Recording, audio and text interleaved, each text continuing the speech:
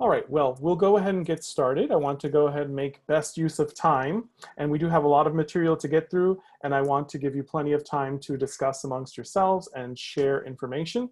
So if you are just joining us, hello.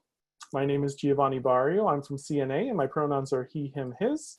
And this is the workshop entitled Risky Business, Serving as an LGBTQ plus leader in a historically conservative industry. And we are so excited to have you all here for what is bound to be an amazing discussion. Thanks so much. I hope you're having a wonderful summit so far. I know that it's a different atmosphere than we may be used to if we've been here before, but I am loving the energy and the information that we're getting over the past 2 days, and just can't wait for the next few. So let's go ahead and get started with a few disclaimers. So first, please note that some of the information that we will be presenting today is copyright to CNA. As such, typical copyright rules and regulations do apply. So please be aware of that. Now, this next disclaimer, I'd like to take a moment and read to you word for word. Throughout this presentation, we will be giving examples of how we have navigated diversity, equity, and inclusion at CNA. Some of these examples may underscore difficulties that we've had, which may or may not include current or past employees of CNA. These examples are not provided to disparage or bully these individuals. Instead, they are provided to underscore how we all have opportunities for growth in learning how to be inclusive and how to move forward with DEI at our companies. The views expressed by the panelists are their own and may not necessarily reflect those of their respective employers. All right, so that being said, welcome. Again, so excited that all of you are here with us and so excited to be here at Summit again. The energy's great. I'm just, over the moon by being surrounded by so many industry professionals like yourselves that are passionate about diversity and inclusion. And I can speak for the rest of us that we're all excited to be able to present this information to you today. Now, as the title of our workshop suggests, we are going to be discussing some of the unique challenges that come with being a leader in a conservative industry that is promoting LGBTQ plus individuals and their rights. So let's go ahead to the next slide and get to know each other a little bit. All of us are from the insurance industry, which we would say is safe to call a conservative industry.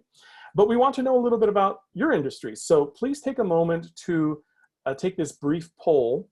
You can join two ways, either via web by going to pollev.com, so POLLEV.com. Type in the code HRCNA, so HRCNA, and then enter a phrase that describes your industry, preferably just one word. You can also do that via text. So simply go to text HRCNA to 22333, and then text a one-word answer describing the industry that you're in. So we'll give everyone a little moment to do that, and then we'll share our results and see where we all are.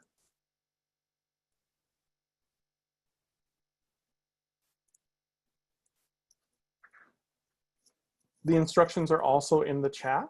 So again, you can text HRCNA to 22333 and then follow the instructions, or go via web.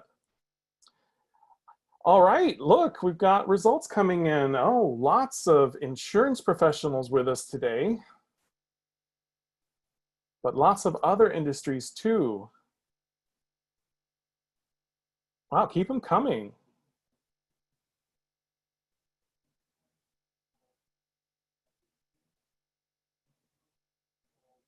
All right.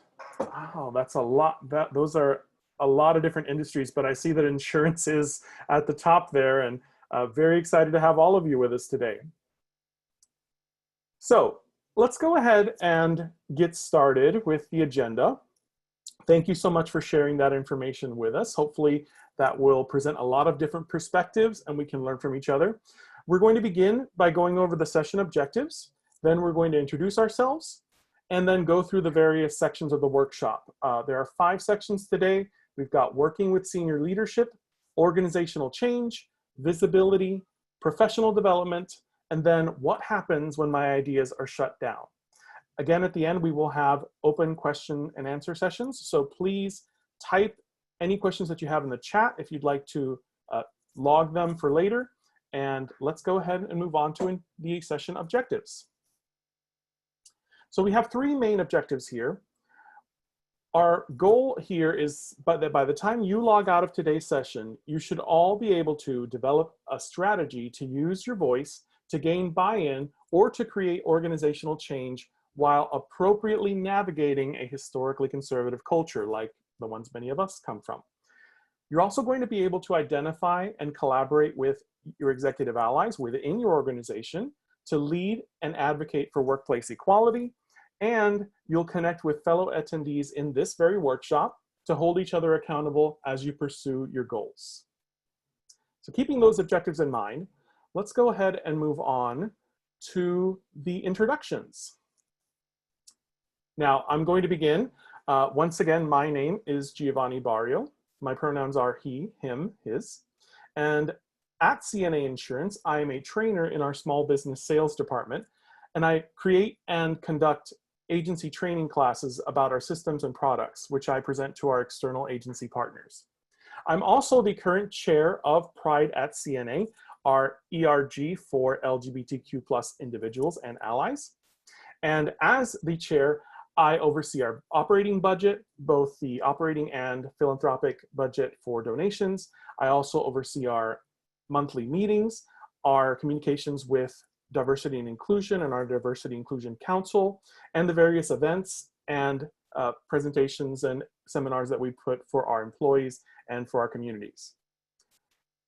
So I'm going to go ahead and turn it over to Jake, who can introduce himself. Hi everyone, Jake Axton's here. I use he, him, and his pronouns as well. I'm an actuary at CNA, and what that means is I figure out pricing and how much to charge and do models for pricing insurance. And I specifically specialize in medical malpractice insurance. In addition to that, I also serve on our actuarial diversity and inclusion committee here at CNA.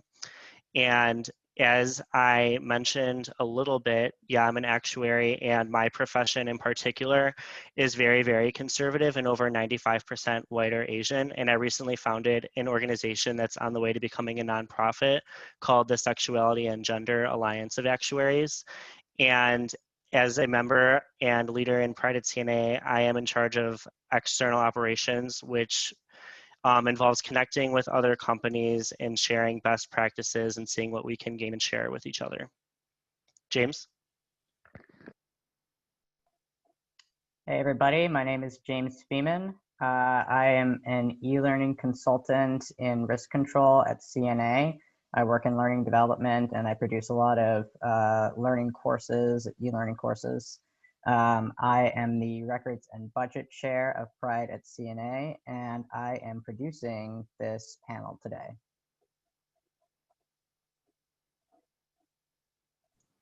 All right. Good morning, afternoon, or evening to all. My name is Tristan Geiser. I use he, him pronouns. This is my third summit attending and my first summit presenting. So we're very excited to be here. I'm a business optimization consultant within our commercial branch services team. So think along the lines of project management, training development, communication, anything that's on fire, I attempt to extinguish. I'm also the Out and Equal co-chair for Pride at CNA. So I've managed conference logistics, our participants, our relationship with Out and Equal, of course, and then I've also helped wrangle these four as we created our workshop for you today. I previously served as the co-chair of Pride at CNA for 2 years, and then during my senior year of undergrad at the University of Iowa, I created an founded an award-winning LGBTQ resource group within the College of Business. Roxanne? Hi everyone, my name is Roxanne Meyer. I use she, her pronouns. I'm an underwriting consultant within CNA, within healthcare for aging services. So I determine which nursing homes we insure and for how much, working with people like Jake. I'm the gender equity chair of Pride at CNA. Basically, I'm in charge of ensuring that we have equitable benefits for all genders. I was previously the chair of Pride at CNA. I'm a board member of the LGBT Chamber of Commerce of Illinois, and I go with a lot of different identities, so many that I had to write them down. I identify as a female, gender fluid, Jewish, Latinx, bi-curious gay woman, demisexual, a twin, and a transgender ally. So thank you all for joining us for our session, and now back over to Gio. Thank you so much, Roxanne, and thank you everyone for introducing yourselves. All right, let's go ahead and move on. So let's talk a little bit about our company. Now that you've learned about us, I'd like to introduce CNA to those of you who haven't already heard about us. CNA is one of the largest US commercial property and casualty insurance companies in the country. We provide a broad range of standard and specialized property and casualty insurance products and services for businesses and professionals in the United States, Canada, and Europe, and are backed by more than 120 years of experience. Now, you may have a certain idea in your head about what a 120-year-old insurance company looks like. And honestly, that's not surprising, since this workshop is about working within a historically conservative industry, which does in fact include the insurance industry. You know, being in the business of risk management does make us resistant to change or to new things.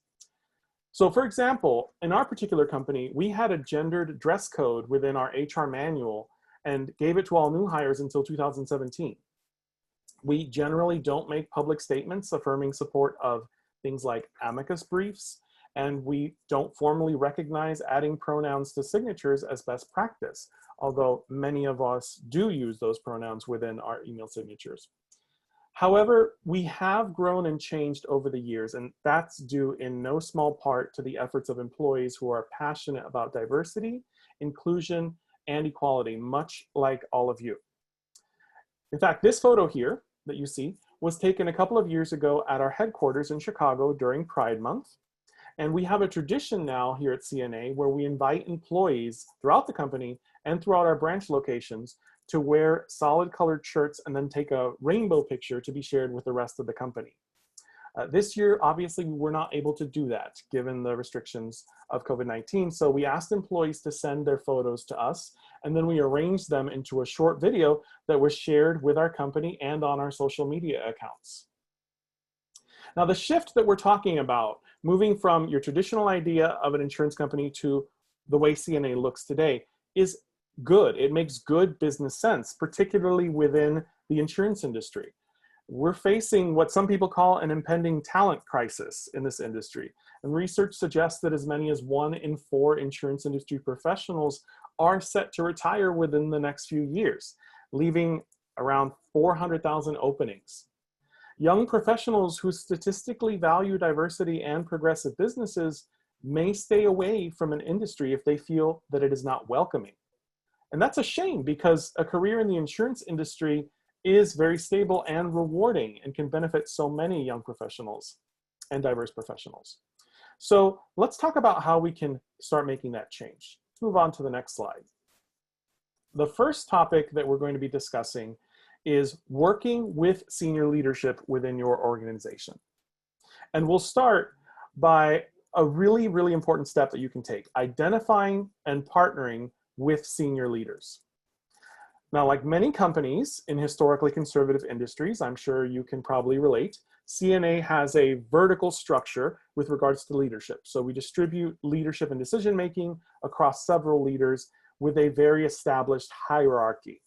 It's clearly defined, and often if you need decisions concerning budget, initiatives, and company policy, those decisions are reserved for higher levels of that hierarchy. So you may find that you will need buy-in from senior leaders in order to establish your company's ERG goals and carry them out, or to maximize the impact of your ERG. Now, I will say that throughout the workshop, we're going to be using the term ERG because that's what we here at Pride at CNA consider ourselves, but this can apply to an affinity group, a BRG, or another employer organization that's similar to those. So please bear that in mind. Now, sometimes partnering with senior leadership starts with an informal sponsorship. You know, sometimes that's where you just have to begin. There's nothing official there, but you can still make that connection with a leader. CNA, for example, when we were not recognized as an official ERG, we had no budget and no set path to bring our ideas to the table until we started working with the head of corporate communications. Now, this was someone who was ahead of the curve when it came to diversity and inclusion, and that was a strong focus there. And we knew this because she was very involved with our Women Impacting Leadership group and had a strong friendship and working relationship with our leader at the time. So through that relationship, even though there wasn't an official partnership, through that relationship, we were able to share our mission and vision with her. And then she became an avid advocate for us. And one of the important ways that she did that advocating was to give us $40,000 from her budget. She managed one of the corporate communications budget at the time and had that ability. And we used that to help spread the word about our group and to donate to nonprofit organizations, especially ones that had overlap with her passions, like children. So just a few things to take away from that, from our example here. Leverage your group's connections to higher ups in the company. Be ready to give your elevator pitch to underscore why you need their support, what that support is, financial, encouraging leaders to attend events and meetings, moving through certain benefit initiatives, whatever it may be, and then also get their feedback on your plans for both the high-level brainstorming, but also the logistical aspect of those terms to bring it to fruition. They're going to know the politics of working within your organization because of their leadership experience. Now, eventually, you may move to an appointed executive sponsor. Here at CNA, we actually have appointed executive sponsors for our ERGs. They're formally recognized. And in our company, this role is filled by a senior leader who serves it for 2 years. Executive sponsors provide your ERG with the same benefits as that informal sponsor, but with the backing that comes from company recognized partnerships. So once again, they can open doors that were previously closed to you, and they can leverage their connections to put you in front of the right people. They can provide a wealth of leadership experience. In some cases, ERG leaders like ourselves are relatively new to leadership positions in general and can benefit from that advice and support. And they can also promote your ERG's programs, initiatives. Now, a great example of this comes from our current executive sponsor, who often describes himself as the very proud executive sponsor of Pride at CNA. I love the way he does that. When we were developing a reverse mentoring program in which LGBTQ plus individuals would serve as mentors for company leaders, he spread the word about that program and built up excitement among his peers. And as a result, we had several individuals at senior vice president levels sign up for mentees within that program. So you've got these high-level executives working with employees in our community and sharing that information and hearing their perspective. It's also important to work with your company's diversity council or chief diversity officer, if you have one, and HR leadership. Your efforts to ensure that your company is an inclusive and accepting place for LGBTQ plus individuals should be backed by the policies that those departments are spearheading, and they need to hear from you. At CNA, we actually have a diversity council whose membership includes our CEO, and ERG leaders like ourselves are able to attend those sessions, talk about initiatives, share successes, and promote our missions. Partnering with senior leaders is also one of the most effective ways to achieve buy-in in your organization, particularly if it has that same traditional leadership structure that we talked about earlier. This is especially true if your leaders are strong allies and are committed to the success of your community. D&I and HR can be some of your best allies, considering how your mission aligns with them. And they can also partner with you to help with certain initiatives. For example, we worked with our diversity and inclusion department to secure sponsorship of Out and Equal for this and prior years. ERG members and leaders are some of the most passionate and dedicated advocates of diversity and inclusion in any organization. And we can accomplish a lot, but imagine how much more we can accomplish with access to company leadership. So the takeaway from this section, be on the lookout for opportunities to amplify your voice by partnering with company leaders, and be sure you leverage your existing partnerships. So now that we've gone through that information, we're going to move into a breakout session. So let's bring up the breakout session questions here. So we're going to break you out for 5 minutes. Please take a moment to introduce yourselves to your small group, but also talk about these questions as guides for your conversation. So how do you leverage senior leadership at your organization? And if you haven't done so, how do you plan to start doing that? And also, what challenges do you experience when working beyond the scope of your ERG? So we'll send you off and we'll reconvene here in 5 minutes.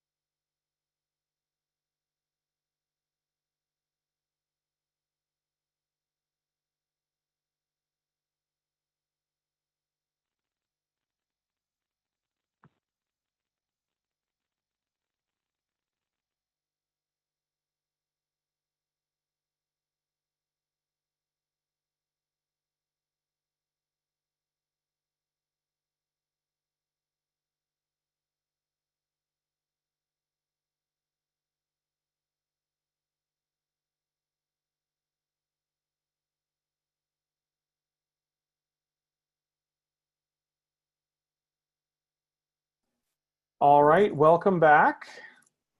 Now, I do want to encourage everyone to, if you didn't get a chance to share during your groups, please type your responses in the chat. Keep the conversation going. We know we have limited time, so we're going to move on to the next section, but we do have an open discussion session coming up. So let's turn it over to Roxanne. Alrighty, thank you, Gio. So as Gio mentioned, please feel free to continue the chat in the chat dialogue. We'll be sure to revisit those comments at the end of the presentation. And we're going to do several other of the breakouts, so feel free to join those discussions even without your video. So hi everyone, as I said before, my name is Roxanne Meyer. I use she, her pronouns, and I'll be discussing organizational change. Organizational change. It can be an overwhelming idea in conservative industries. Industries that are often synonymous with slow moving or behind the curve, especially when it comes to diversity and inclusion.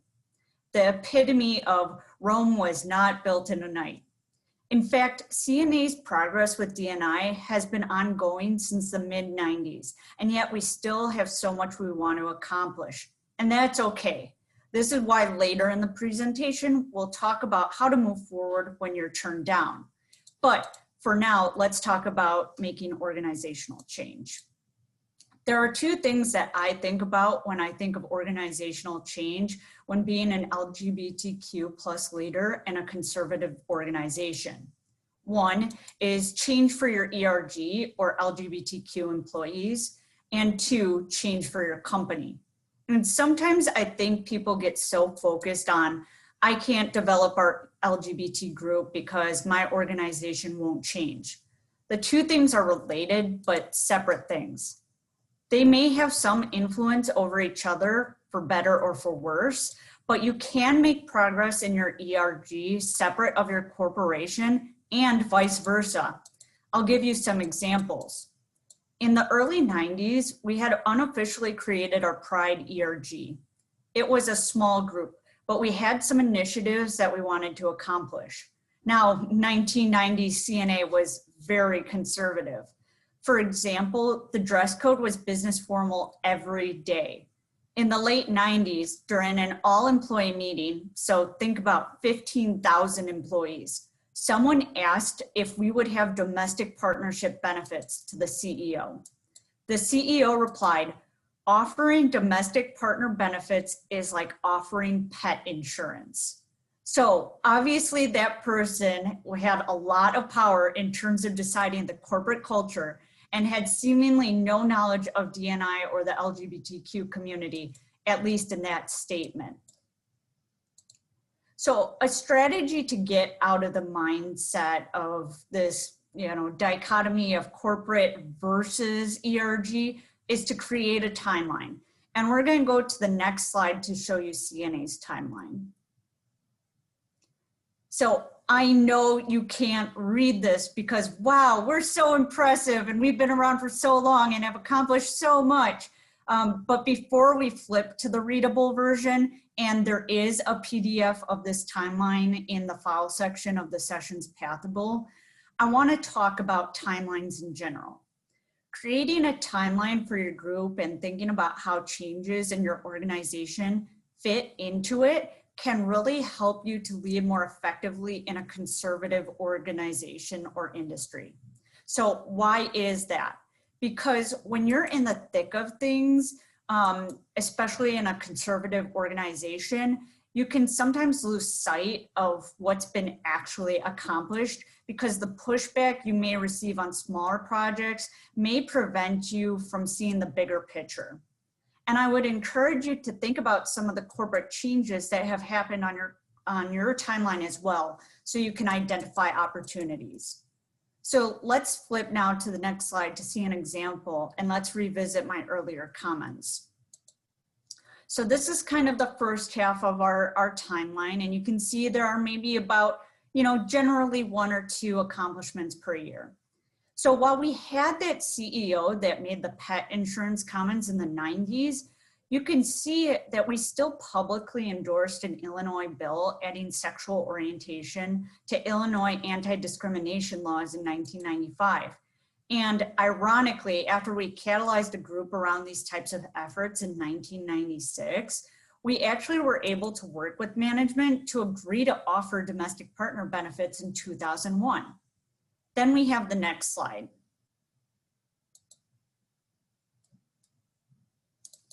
So another example we have is that when our group became officially recognized in 2018, we were able to formally work with our supplier diversity group on CNA's relationship with the LGBT Chamber of Commerce of Illinois. And as a result, with this new strengthened relationship, CNA actually won the 2018 Employee Resource Group of the Year Award from the Chamber. This underscores a corporate and ERG victory. You can also compare the number of accomplishments we have listed to these years versus the previous years and see just how much we've grown. You can also think about the symbolic milestones for your corporate side as well. When did you have your first LGBTQ senior level manager? When did you host an event that had more than 5% of your company attend? When did you get a formal or informal sponsor? When did you first have access to a budget? These are all huge victories in a conservative industry that I think, unfortunately, we don't always take into consideration in the evolution of our groups. And lastly, writing out these victories can help push organizational change when you go to senior management or your executive sponsor and are able to show what you've accomplished and why you're seeking to do X, Y, or Z. Either it fits with where your ERG is going next or where the organization is going next. So if you look at our timeline again, look at the volume of how our accomplishments per year have changed dramatically. This could underscore to management how much of an impact their steps towards diversity and inclusion, say 4 years ago with appointing a chief diversity officer, have affected D&I today. So with this in mind, we'll be breaking you out into your groups for a 5-minute discussion to discuss the following. How does your ERG set goals and plan for the long term? How are these goals measured and tracked? What would your timeline look like? And additionally, what organizational changes are you looking to accomplish in the next 3 years?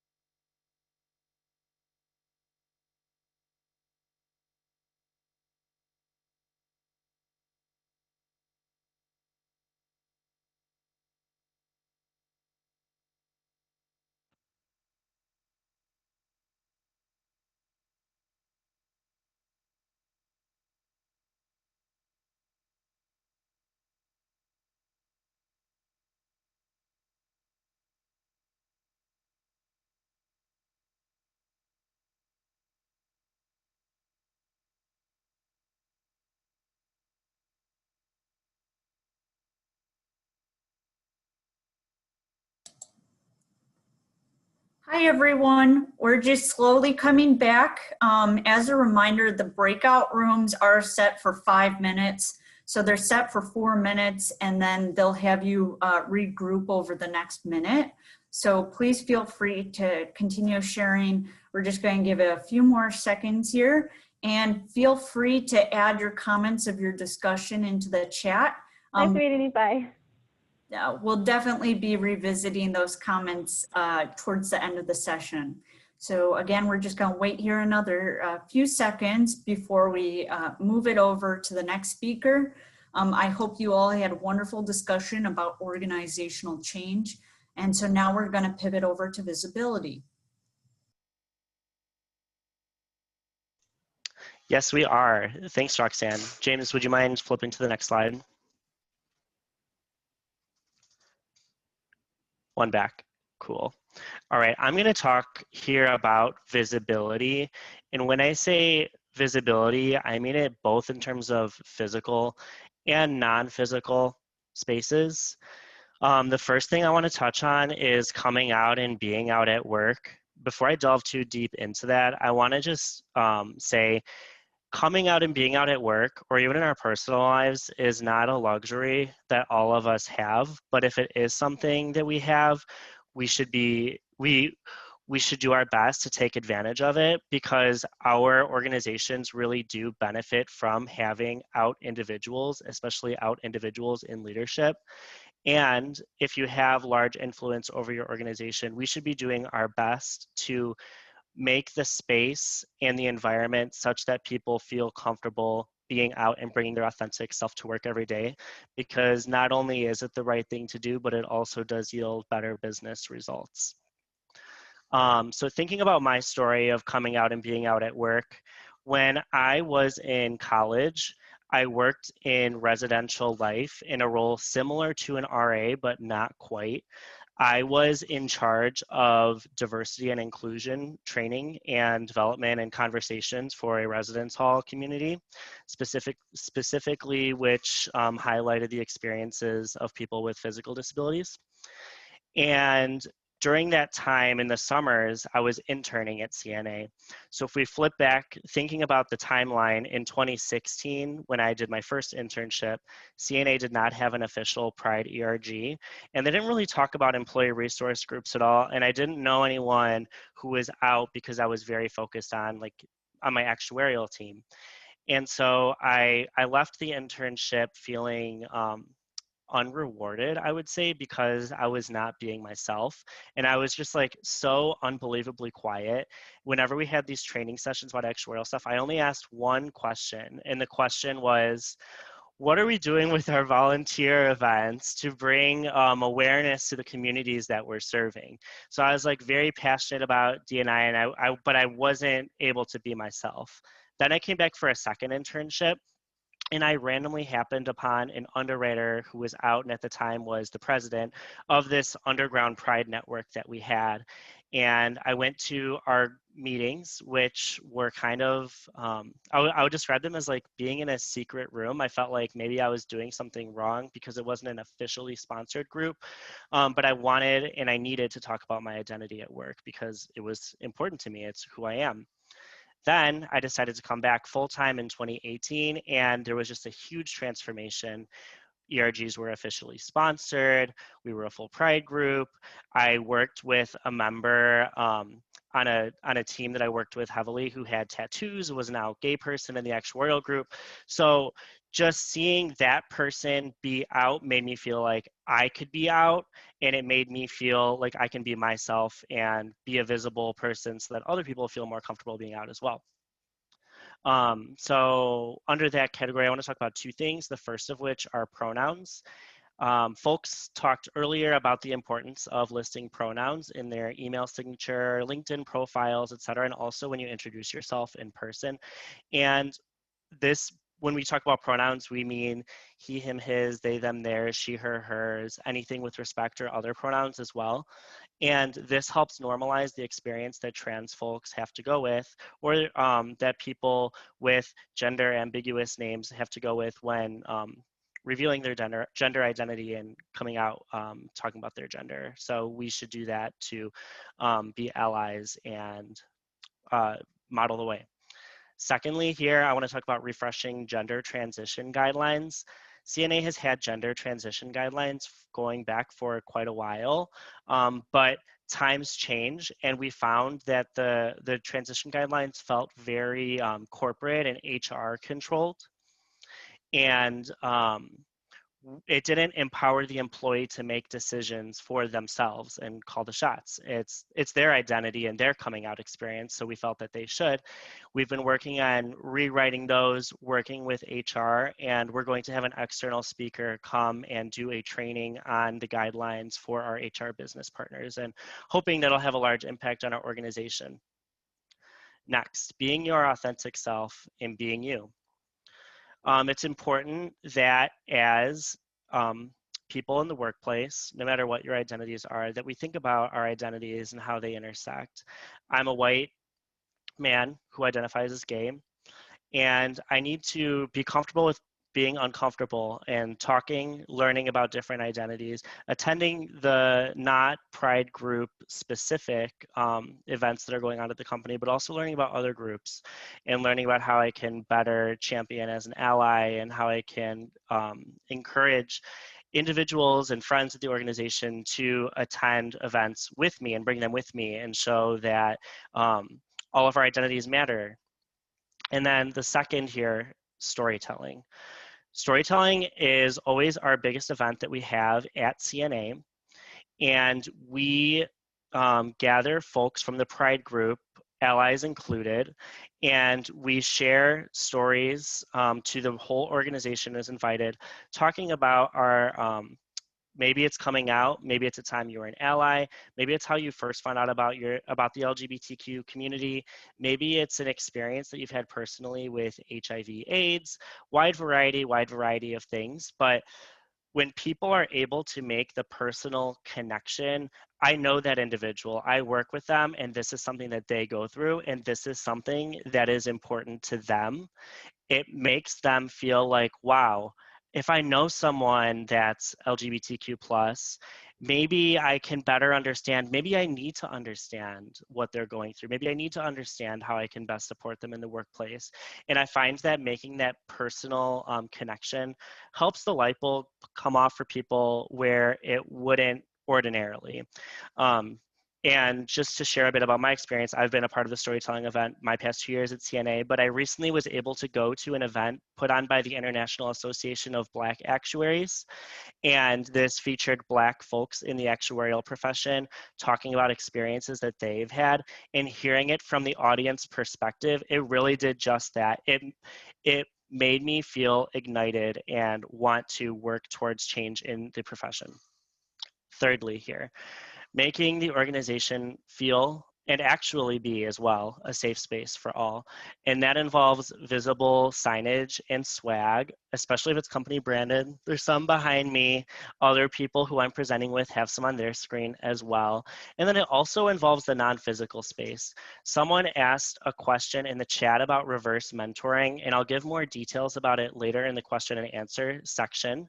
But reverse mentoring, so essentially what we do is we pair an LGBTQ plus individual with a senior leader in the organization, and they have a 6-month, once an hour, or 1 hour per month relationship where they talk about what does it mean to be LGBTQ plus? What does it mean to be LGBTQ plus at CNA? And what can that senior leader do to make the workplace more inclusive for that individual, for the community, and for the betterment of CNA as a whole? And one twist that we put on the program that I'm very excited about this year, which I'll expand upon more later, is that this year we are challenging the mentor and mentee groups to come up with an inclusion initiative. And what that means is maybe it's a policy change, maybe it's an event, maybe it's a strategy for talking to their direct reports about how to be more inclusive and the importance of being inclusive to LGBTQ plus folks and other marginalized groups as well.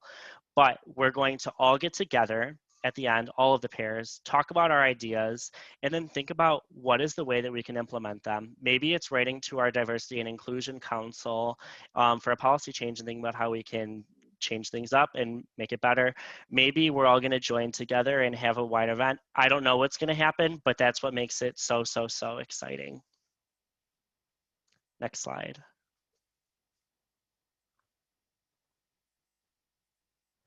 All right. Going back to the breakout groups, I'm going to read the questions. So jot them down because I know they do disappear. How visible are LGBTQ plus leaders at your organization? How visible are LGBTQ plus ally leaders at your organization? And what tools do you use to encourage out and ally leaders to share their stories? See you soon.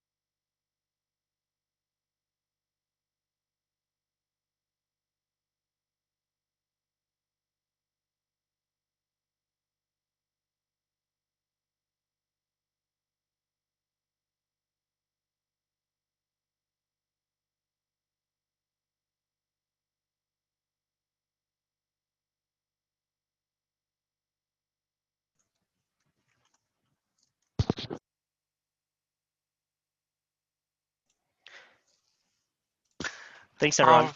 All right, y'all. I always feel like I get pulled out of those discussions just like so abruptly. Like we're having great conversation, and then it's like, boom, I can't even say goodbye. And I'm from the Midwest, so it takes me like an hour to leave a room and, hug everyone and say goodbye. So that's a little difficult for me, but hey, at least this is my first breakout session of Summit, and I'm really enjoying connecting with y'all. So let's move along. So we've covered senior leadership, we've covered organizational change, and we've covered visibility. So let's talk about you and your professional development. James, could you please forward the slide? So we just talked about visibility. So let's talk about leveraging your visibility to champion a cause. So as a distinguished ERG leader, you're positioned within your organization as a person that is reputable and trustworthy, especially when it comes to sensitive issues. Leverage this visibility to champion a cause that your organization may be a little late to the game on. For example, ERG leaders at CNA, myself and some of the folks on some of my fellow panelists included, we supported an enterprise-wide response and action following George Floyd's death. CNA distributed a communication to all employees, they made a charitable contribution, and they even held an event titled A Conversation on Race with the support of our African American Employee Networking Group, or AAENG. The chair of AAENG had the opportunity to lead his panel and to talk about what it was like to live as a Black person today after being introduced by the CEO. And we had over half of our employees, or 3,000 folks, dial in. That's a pretty big deal. Roxanne, who you also heard from earlier, held a transgender panel discussion where she moderated, and other members of Pride at CNA and some external folks spoke to the enterprise as a whole. And then I've also had the opportunity to introduce mindfulness and to bring awareness to the importance of mental health to my team's town halls through things like meditation and just being more self-aware of mindfulness. And we've had really good response on that. Next, utilize your company's policies on D, E, and I. Be aware with how or if inclusion is measured in your performance goals. At CNA, inclusion is one of our winning behaviors, but it makes up a small percentage of an employee's performance evaluation. So when I speak about my inclusivity within my paid job, I discuss my work with Pride at CNA and how I bring stuff back to my team to ensure everyone on my team is comfortable with bringing their authentic selves to work. And so my team is, educated about the LGBTQ community and relevant issues that we face. As you all know, though, or I'm sure you all know, my involvement with D&I has done way more than just make me an inclusive leader. I've led teams, I've led committees, I've led large meetings, developed trainings, managed stakeholders, developed business plans and budgets, and the list goes on and on and on. And these skills that I've acquired through these tasks for my non-paid passion job directly carry over to the work that I'm paid for. Serving as an ERG leader can give individual contributors like myself a really unique opportunity to lead people and teams. With that said, document everything. Document your ERG involvement. Document your ERG contributions, accomplishment. Document all the benefits you've received from being an ERG leader, and then discuss these with your manager and bring these into your performance review. I'm very blessed in the fact that my manager brings these into my performance review. Already she has these comments written down before I write down my eval. But, if that's not the case, write them down and make sure that they go in the system. Or if you're unable to put them in the system, at least have them, on the side, so you're keeping track of all of the growth and learning and development that you're doing. Hold your company accountable for diversity and inclusion initiatives. ensure that your corporation practices what they preach. Corporations can sometimes set some pretty lofty diversity and inclusion goals. So, it is our job to make sure that we hold them and ourselves accountable. So as I mentioned several minutes ago, some ERG leaders and myself were concerned when CNA didn't make an immediate response to George Floyd's death. We strategically grouped together and we brought this to leadership and essentially, kind of held their feet to the fire, letting them know that we were pretty disappointed with the response. The result, as discussed, was incredibly successful. And, I wonder what would have happened if we didn't say anything. Would a communication have been sent out? Would a philanthropic donation have been made? And would we have held our conversation on race?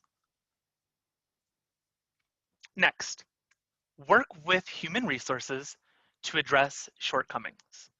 Like Roxanne said, change takes time, and that's okay. There's going to be shortcomings and there's going to be gaps as you venture forward in your D&I journey. Utilize your network to address the shortcoming and gaps.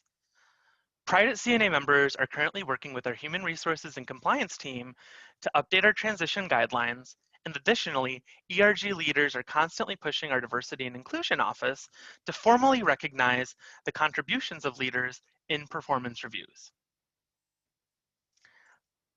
Now let's briefly discuss combat fatigue. According to dictionary.com, combat fatigue is a psychological disturbance caused by prolonged exposure to active warfare, especially being under bombardment. Sometimes leading LGBTQ plus D&I initiatives at a historically conservative company can feel like you've been exposed to warfare and that you're under bombardment from all those around you. Take a step back, breathe, and acknowledge how you're feeling and why you feel that way. Be aware of any potential combat fatigue you may experience and choose your battles. Use your trusted network as a sounding board, as advocates, or just to vent. And if necessary, seek advice and counsel from a trusted executive sponsor. Or seek advice and counsel from your out and equal family. We're here for each other and we're not going anywhere. Lastly, determine your balance between your paid job and your non-paid passion job. In the beginning of my Pride career, I was concerned about my reputational risk and thought that folks might only think of me as the 3Fs person, food, flags, and fun. I ensured though that my paid job was getting the time and attention that it deserved. I was excelling and I was producing results. I applied leadership skills that I learned in my non-paid passion job to my paid job.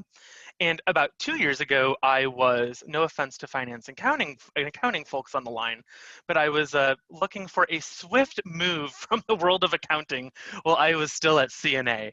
But so I utilized my Pride at CNA network to meet with folks from across the company to determine what I thought was interesting and what I really didn't want to go into as a career. Throughout these conversations, I stumbled across Jen, who would end up being my future manager. I told her about my involvement with Pride at CNA, how I helped develop an LGBTQ 101 course, and the meetings and events that I've led. Turns out she needed someone to design training, and that was something I was interested in. So that led me to the department, and thus the role that I'm currently in. Next slide, please. So let's go back to another breakout session. So first question, have you leveraged your role in your ERG for professional development opportunities? If you have, how so?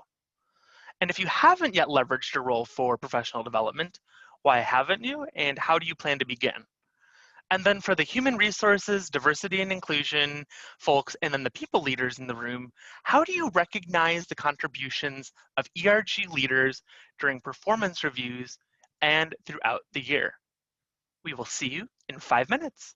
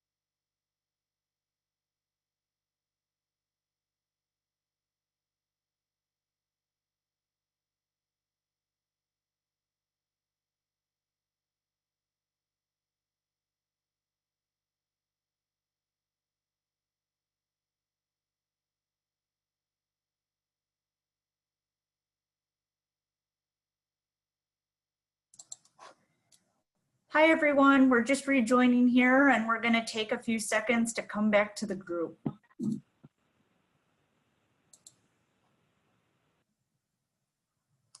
We'll give it another few seconds here. Feel free to chat in the chat box to share what you've learned.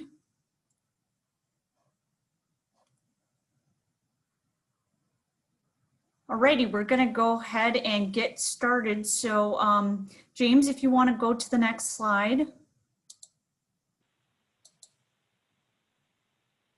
Alrighty, so as we mentioned earlier, we want to end today's session by talking about what to do when your ideas are shut down. And James, if you want to go to the next slide. There are a few things to think about when your ideas are shut down. The first is to figure out exactly what no means. Is it no for now or no forever because of the details of the idea? Because of the ways we're trying to achieve the task? Why is that? What are specific barriers or challenges? Is it a person, organizational culture, or specifics of this task? Can we find a way around these barriers? If not now, when should I follow up? So we have a few different examples of this. This June, with things being virtual, we wanted to do weekly podcasts featuring Pride members discussing LGBTQ topics. We completed the first podcast and sent it to corporate communications, but feedback took longer than expected. They needed things we didn't have, and they wanted to cut some of the content. So there was a few barriers, and what we decided to do was to take these podcasts instead and do them at our monthly meetings. So we didn't need content screening, we could choose different topics, and we could have an open conversation with our members after the podcast, which is really an improvement on the idea. The key here is to be flexible, ask, what if we tried X, Y, or Z within the boundaries that have been set, and ask yourself, are we asking the correct stakeholders? The other important idea to remember when your ideas are shut down is to leverage your LGBTQ network for support. There's powers in numbers because that can help underscore why you're making the specific asks. Your members may have different connections than you, especially with your sponsor, so you can leverage them for support or advocacy. And you don't need them just to push ideas forward to senior leadership, but they can be used to brainstorm solutions and be a sounding board because they'll know the politics of getting ideas approved within your conservative company. Now you're at the point where you want to bring forward your solutions to ideas that were initially turned down. And that's a difficult conversation because you need to gently challenge the person who turned it down and show how you improved your initial idea or why they should reconsider their initial decision. So we're going to give you two examples. During my first Pride Month as chair, we wanted to host a happy hour dinner at an LGBTQ owned business called Hamburger Mary's. Hamburger Mary's also does nightly drag performances. We went to our executive sponsor and HR to ask for some funding to pay for the dinner in part, which is something that we've done for other lunches or events. And they came back saying no. But part of their response was particularly concerning. They said they couldn't support because the drag performances might make people uncomfortable. And if you aren't aware, making people uncomfortable has long been a phrase used by anti-LGBTQ advocates as to why LGBTQ people shouldn't be visible. So we took a pause, and rather than immediately responding, we took the time to explain why this was so hurtful in a concise but appropriate email. I was able to explain why what they said about drag was hurtful to people like me who are gender fluid and have experience exploring my gender identity with drag. In this, we were able to draw out of them instead what they felt could be reasonable reasons to decline this sponsorship. For example, not knowing if songs performed were going to be business appropriate. So the next year, we addressed what we perceived to be their concerns. After providing them this information, we received approval for sponsorship and funding of the event. And now I'm going to pass it over to Jake for his experience with an HIV-focused event. Yeah, so as I mentioned before, I have many people in my life who are very close to me who are HIV positive. So it's important that we're always talking about this in the workplace, in our lives, and trying to overcome phobia. So I wanted to, as a part of Pride Month this year, have an HIV 101 session with one of our partners hosting it, the AIDS Foundation of Chicago.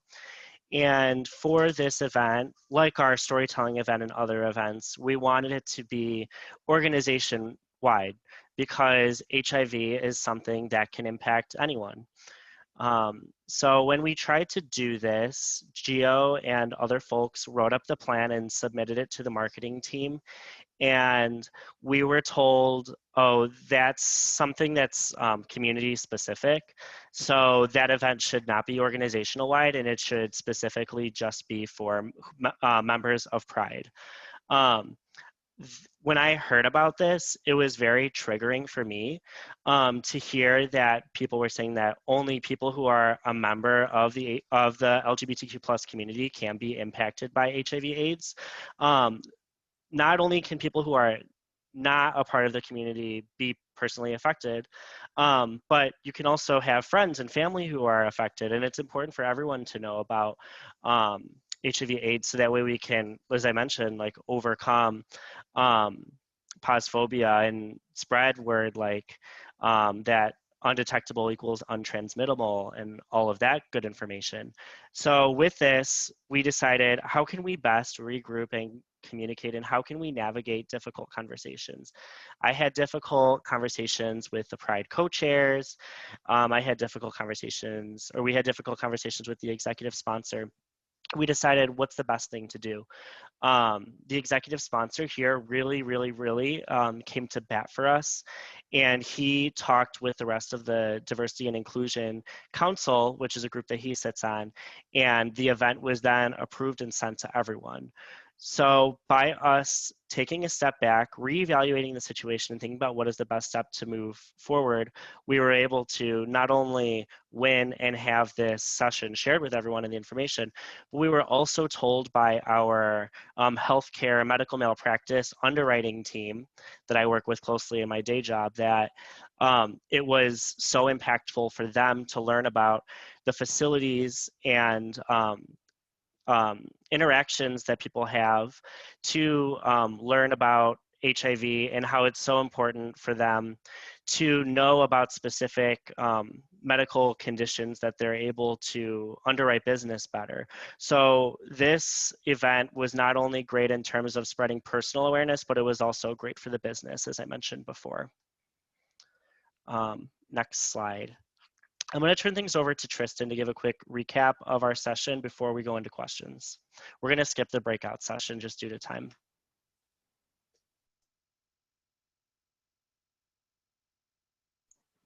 I'm muted. Hello again. Thank you all, both our presenters and those in the audience, for spending some time with us today. I know I really enjoyed reading all the comments in the chat. So I hope that everyone's accomplished both the objectives that we've set forth at the beginning of our session and whatever objective you had coming into our session.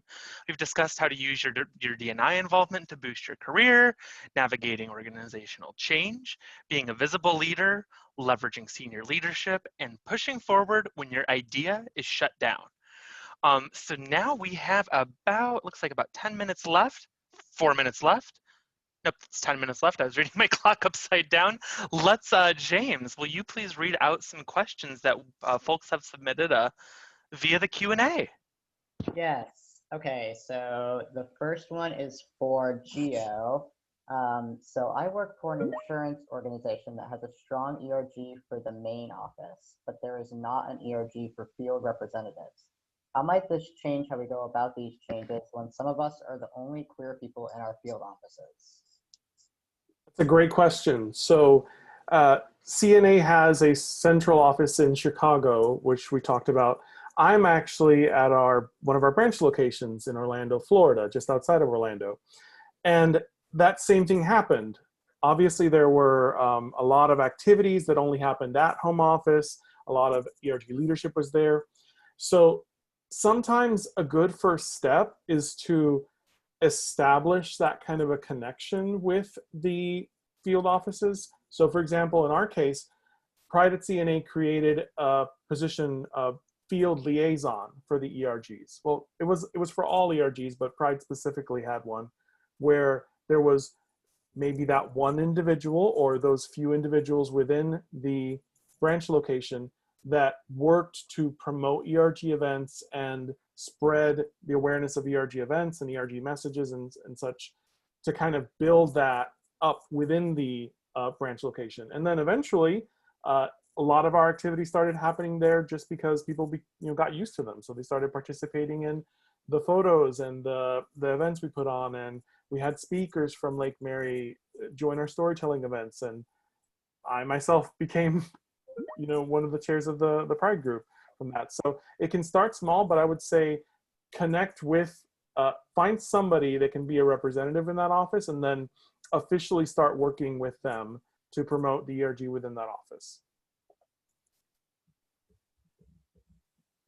Okay, great. The next question is sort of a follow-up and also from your section. What could this look like as a closeted senior leader who wants to manage coming out in a conservative industry? Oh, well, as we mentioned earlier, it's a very personal decision. I know that with everyone's specific situation, there are reasons why people choose, or cannot be out as comfortably as they'd like to, and may protect themselves, by not coming out. It's really difficult. If I could give one suggestion, is find people to support you through that. It's not something that I would do alone without a lot of support from my peers at work. Pioneering is difficult. It's difficult to be one of the first in your organization or in your leadership level.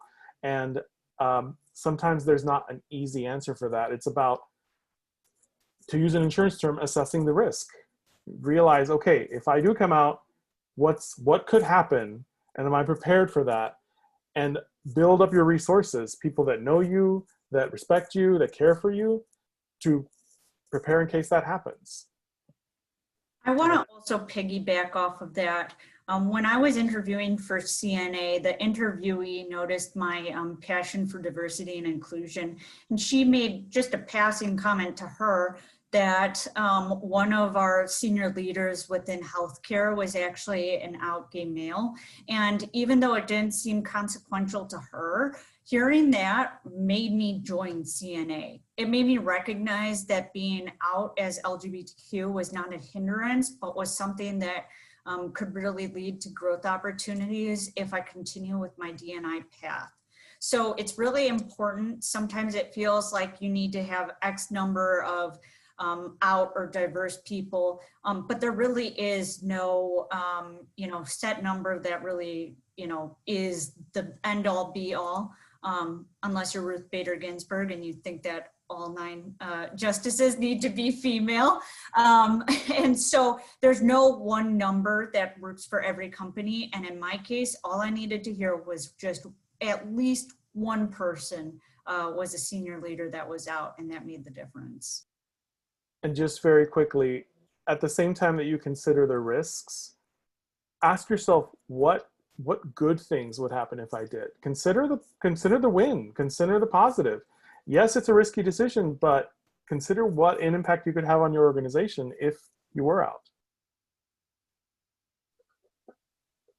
Okay, great. The next question is about the reverse mentoring, and I know Jake and Gio, you both mentioned this. Can you provide more details about the reverse mentoring program, such as what was the scope of the initiative, how was it implemented, as for structure or topics, like the idea, but want to ensure there were clear boundaries to avoid emotional triggering of individuals? Yes, I'll be really quick since I did talk about it a little bit before. So 6 months, 1 hour per month. Our executive sponsor helped find senior leaders who wanted to be involved, but we also had some reach out as well. We sent an email to the Pride distribution list, and so we invited people who wanted to also sign up to join the program. We first seek out the mentors from the Pride executive board, and then we expanded as we had more people sign up for the program as well, because we didn't want to turn anyone down from the wonderful opportunity. Something I didn't highlight before that I want to also highlight is that this is not only beneficial for the senior leader to learn about how they can be an ally to the community, but it's also great for the employee, the LGBT employee, because they're able to connect with the senior leader from a different business area in the organization. And we're hoping that that helps build a pipeline for them to eventual leadership opportunities in the organization too. I definitely want to respect what you said about boundaries. And as with any initiative within our company, we have an HR policy. There are things that are acceptable when working with each other, and we just go into it saying this needs to be a mutually respectful conversation, like any other conversation within CNA. So having that or stating that at the beginning can definitely help.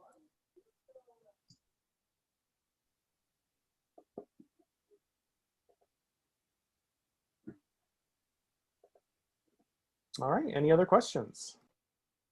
Yes, next question is from Roxanne's section. Could you tell us more about the specific LGBTQ+ recruitment? Yes. So we attend WORK, which is an LGBTQ, the Center on Halsted. They're a not-for-profit that's engaged with LGBTQ engagement here in Chicago. And they host an annual LGBTQ specific job fair. And that's one of the ways that we participate and engage LGBTQ specific recruitment. We're also working with recruiters to not only when they're receiving a resume from somebody, not only just in taking it in and making comments about their experience, but also asking them about some of their extracurricular engagement through D&I. And we're trying to get them to take down people's pronouns, so we're respectful of that. And that kind of ties to something that I quickly see in the chat. Somebody was asking about pronouns and how to convince their management that this is still an issue. I want to be clear, it's something we're still working with on at CNA, but I had an issue one time. As an underwriter, I engage with brokers. And so I had a broker ask me and send me an email. He sent me an email that said, Roxanne, what is this I see in your signature? And he copied and pasted my signature into his email and highlighted my pronouns that were underneath my name. And I knew exactly where this conversation was going. I knew he was trying to make it political from his response. And so I intentionally responded back, it's a diversity and inclusion initiative, because I wanted to give him an out. I wanted to see where he would go with these comments. And unfortunately, he still went exactly with where I thought he was going to. And instead of saying something neutral like, oh, thank you, and just moving on, he chose to say, Roxanne, that looks really weird. What is really weird about pronouns? They're my name. And ironically, I work with somebody who has an androgynous or gender neutral name. And in a moment of irony, when he responded back to another email where me and this individual were on it, he started with hey ladies, the other individual is a male. So it's just a poignant example of how pronouns can be very helpful. I recognize you can see my face, but that doesn't say anything about my gender or my gender identity, and neither does my name. So that's some of the things that you could take back to management about why pronouns are so significant. I also had an interaction. I sent out an email to my broad department, which is about 80 people. And someone came up to me and she's like, why do you have your pronouns in your email signature? Like, I don't understand it. And then she came back to me the next day and she's like, so I saw you have your pronouns, you have like a link in your pronouns so that, to explain why I have my pronouns in my email signature. And this actually started this whole discussion where she understood why I had my pronouns in there. And not only that, but that opened her mind and facilitated a conversation with her daughter, who then came out to her because my pronouns were in my email signature. Now I'm obviously abbreviating the story because we're short on time here, but this was a pretty lengthy conversation we had. We probably, we're talking for about 30 minutes, but just by having that resource and, being visible, in something that seems as small as an email signature, that had an impact and that educated someone who otherwise wouldn't have known. So just wanted to add that as well.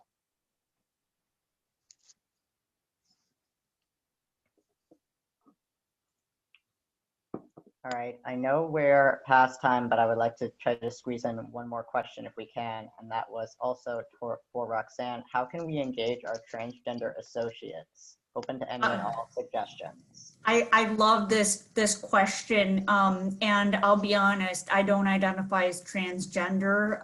The reason I included trans ally in my list of identities is because I have a very close family member who identifies as transgender. And I realized in the way that he came out that I wasn't being the best transgender ally that I could be. And so it's led me on I would say maybe about a 10-year exploration of what it means to be a transgender ally and how to be a better ally to them. And so one of the ways that I took initiative to engage the trans community at CNA was to make a position called transgender chair when I was the chair of Pride at CNA.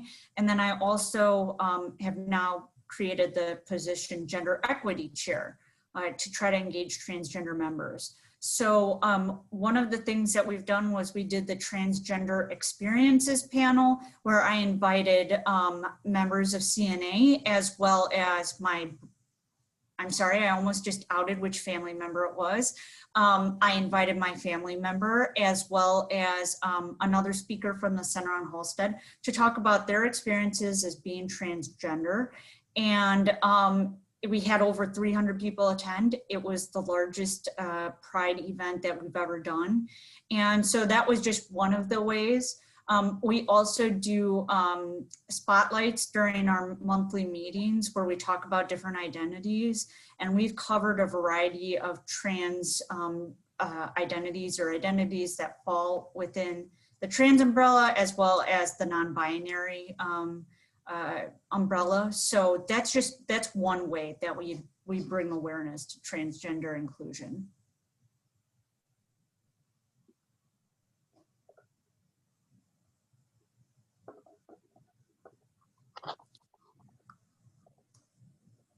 All right, I think that's about all we have time for. Alrighty, y'all. Thank you so much for spending 90 minutes of your summit with us. We hope, we really hope you enjoyed the conversation. We hope you gained some new tricks, some new tips. Our contact information is on the screen. If there's anything that was on the screen, if there's anything you'd like to reach out to us about, to connect with us, I know we're all, we'd all love to talk with you about our experience of being an LGBTQ plus leader in a historically conservative industry. So thank you again for the rest of your time. Enjoy Summit and stay well, everyone. Oh, very quickly before we go, I'm sorry. Please be sure to take the survey link at the end of the course if you have a moment and give us your feedback on the workshop. We certainly want to know more about what you felt and how it can be better. So thank you so much for that.